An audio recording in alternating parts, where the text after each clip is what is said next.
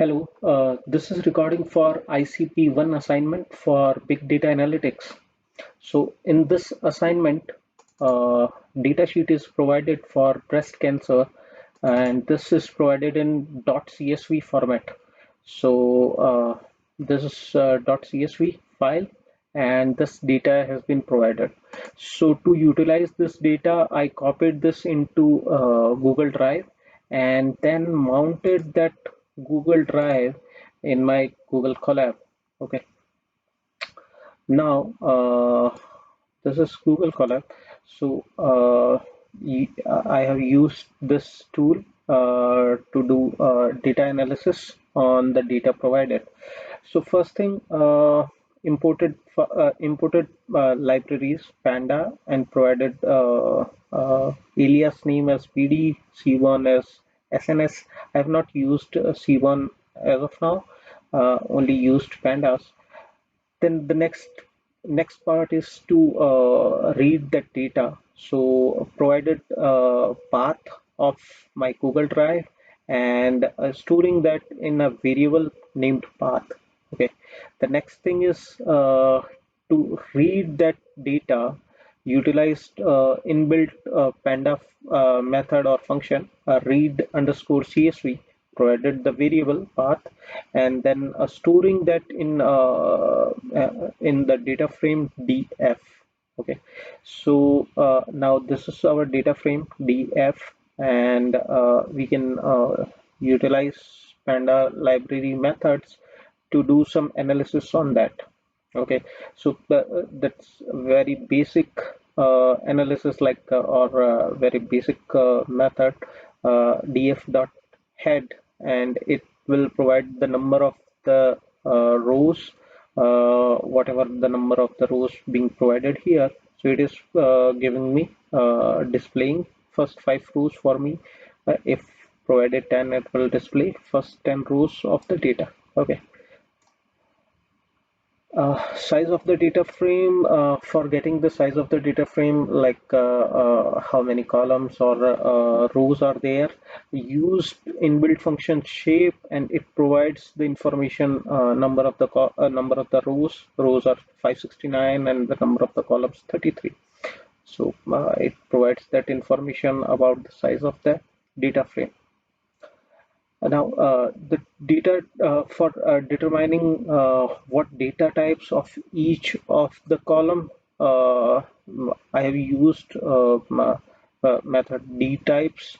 So it will provide the information of data type of each of the columns. So you can see like ID is having data type as int64, diagnosis is object data type, and all others are float64. Okay, so now we can get some common statistical data such as count, mean, standard deviation, minimum percentiles, and maximum percentiles. And so on that, we can utilize for that describe method, and it will provide those statistics for each of the column. So it is providing us these basic or the common statistics for each of the column. Okay, so just analyzing this, like for unnamed 32, I am getting not a number values for each statistics.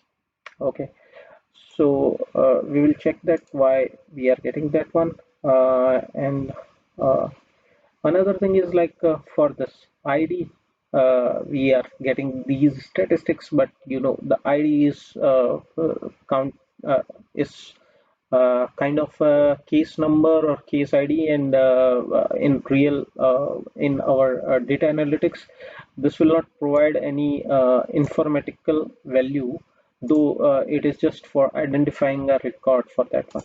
Okay, just to keep in mind. Uh, then because I have to scroll right and left, I can transpose also this one. So it is providing me the same statistics, but this is just transposed, so gives better readability. Now here I am counting the number of uh, counting the number of the values occurrences for column diagnosis. So what I am doing, like for data frame with column name as diagnosis, counting the values. Okay, so what this will do, like for each unique value, it will count the number of the occurrences. Okay, so it is providing the information, like there are only two values for diagnosis, and B is occurring as 357 times, and M is occurring as in 212 times. Okay, so this gives us the number of the occurrences for each unique value. So we can calculate percentage also of the occurrences for each value in any of the column. So here, like I'm using value counts normalize equal to true. So this will count, and this will calculate the percentage number for that one. You can see like around 62 percentage, and this one is like 37 percentage. 37 percentage, around 37 percentage cases are malign, and around 63 percentage roughly are benign.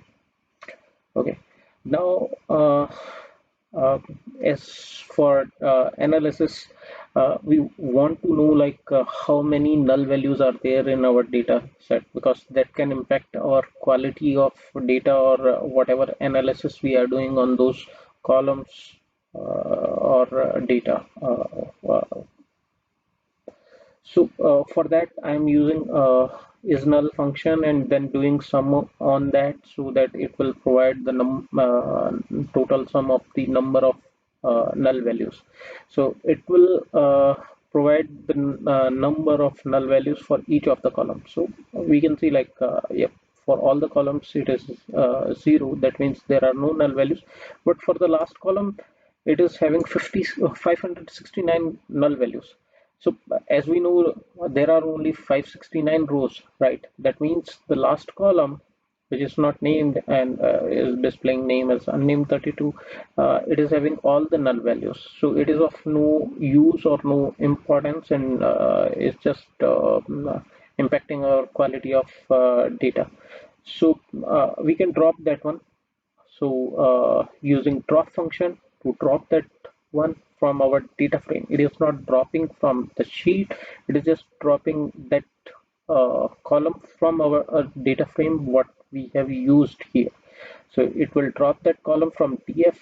We can check that whether it has been dropped. We can use function like shape also.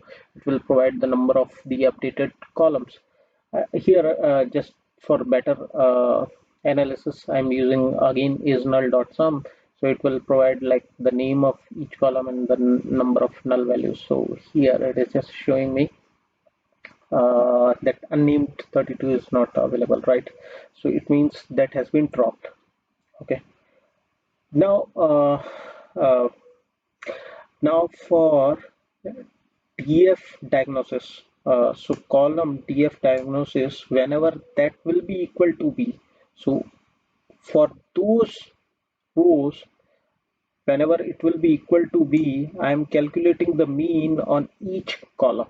Okay, so what that means, for each case where benign cancer is there, it will calculate the mean of each column.